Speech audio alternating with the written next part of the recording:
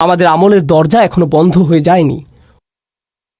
অতীতে যে ভুলই করে থাকেন না কেন, যে পাপই করে থাকেন না কেন, তওবার দরজা এখনো খোলা আছে। আল্লাহর কাছে ক্ষমা চান। শুধু আল্লাহর কাছে ক্ষমার দোয়া করেই থেমে যাবেন না, বরং নিজের মাঝে সত্যিকারের পরিবর্তন নিয়ে আসুন, একটি বাস্তব পরিবর্তন। আল্লাহকে দেখান, নিজেকে দেখান যে কোন কোন ব্যাপারগুলোকে আপনি সবার আগে গুরুত্ব প্রদান করেন। অন্য কারো নিকট আপনাকে কিছু প্রমাণ করতে হবে না। যে কেউ আপনাকে যাই বলুক না কেন, আশেপাশের লোকজন আপনাকে যেভাবেই দেখুক না কেন, এতে কিছু যায় আসে না। সময় আসলে তারা আপনার ব্যাপারে কোনো পরোয়া করবে না। এতে কিছু যায় আসে না কি অসন্তুষ্ট হলো, আর কে বাঁকা চোখে তাকালো, বা কে কি মনে করলো। এই পৃথিবীর সব কিছুই উপলব্ধির ব্যাপার। একমাত্র যে উপলব্ধিটি এখানে গুরুত্ব পাওয়ার যোগ্য, তা হলো নিজেকে আপনি কিভাবে দেখেন, আল্লাহ আপনাকে কিভাবে দেখেন। এই ব্যাপারটা যখন আপনার কাছে পরিষ্কার হয়ে উঠবে, কেবল তখনই আপনি পরিবর্তনের জন্য প্রস্তুত। আমাদের আমলের দরজা এখনো বন্ধ হয়ে যায়নি।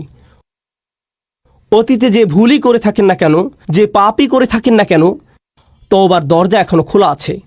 আল্লাহর কাছে ক্ষমা চান। শুধু আল্লাহর কাছে ক্ষমার দোয়া করেই থেমে যাবেন না, বরং নিজের মাঝে সত্যিকারের পরিবর্তন নিয়ে আসুন, একটি বাস্তব পরিবর্তন।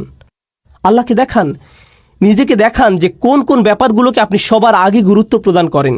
অন্য কারো নিকট আপনাকে কিছু প্রমাণ করতে হবে না। যে কেউ আপনাকে যাই বলুক না কেন, আশেপাশের লোকজন আপনাকে যেভাবেই দেখুক না কেন, এতে কিছু যায় আসে না। সময় আসলে তারা আপনার ব্যাপারে কোনো পরোয়া করবে না। এতে কিছু যায় আসে না কি অসন্তুষ্ট হলো, আর কে বাঁকা চোখে তাকালো, বা কে কি মনে করলো। এই পৃথিবীর সব কিছুই উপলব্ধির ব্যাপার। একমাত্র যে উপলব্ধিটি এখানে গুরুত্ব পাওয়ার যোগ্য, তা হলো নিজেকে আপনি কিভাবে দেখেন, আল্লাহ আপনাকে কিভাবে দেখেন। এই ব্যাপারটা যখন আপনার কাছে পরিষ্কার হয়ে উঠবে, কেবল তখনই আপনি পরিবর্তনের জন্য প্রস্তুত।